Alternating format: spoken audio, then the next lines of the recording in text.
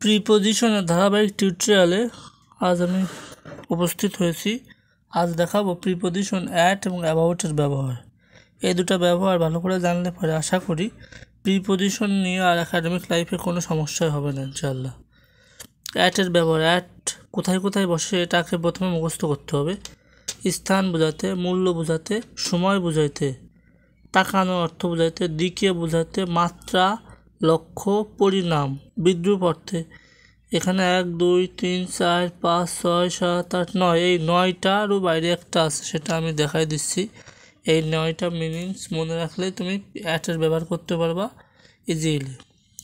যেমন এক্সাম্পল, হি came dash 3 PM, এদের সময়, এদের সময় বলছিলাম না, সময়ের পূর্বে অ্যাট বসে, অ্যাট দিয়েছি। He came at 3 PM।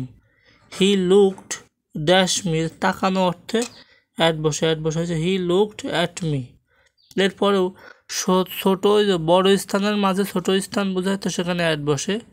যেমন এখানে আছে I live at Magura in Bangladesh, মানে বাংলাদেশ বড় একটা বিষয়, এর আগে দিছি ইন, আর এই বড় বিষয়ের ভিতরে ছোট বিষয় বোঝাইলে হবে অ্যাট। যেমন আমি বাস করি মাগুরাতে, যেটা বাংলাদেশের ভিতরে, এই জন্য আই লিভ অ্যাট মাগুরা, মানে ছোট স্থানের আগে অ্যাট, বড় স্থানের আগে দিছি ইন।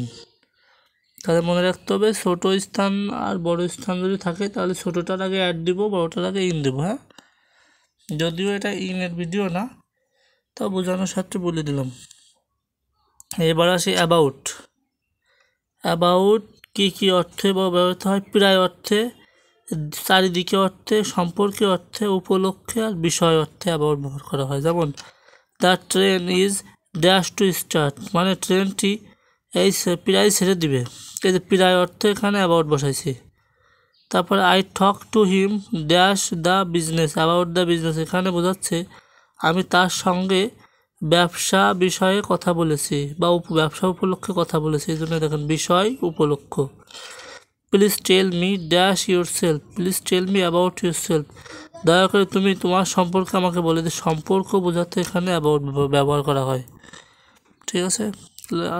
তারপর I go to school dash 10 AM, আমি স্কুলে যাব সকাল 10টার দিকে, যে দিকে বোঝাতে, নট এক্স্যাক্টলি যে 10টার সময়ই যাব না, 10টার দিকে স্কুলে যাব, হয়তো 10টা 1 2 বাজতে পারে, এমন প্রায় বোঝাতে, যে প্রায় বোঝাতে অ্যাবাউট ব্যবহার করা হয়।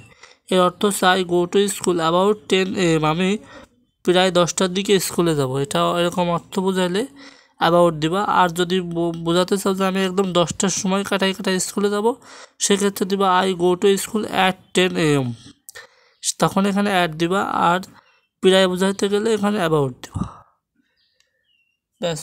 আর এই অ্যাট আর অ্যাবাউট নিয়ে সমস্যা থাকার কথা না, যদি সমস্যা তাও থেকে থাকে অবশ্যই কমেন্ট করে জানাবা, ইনশাআল্লাহ সলিউশন করে দেওয়া হবে।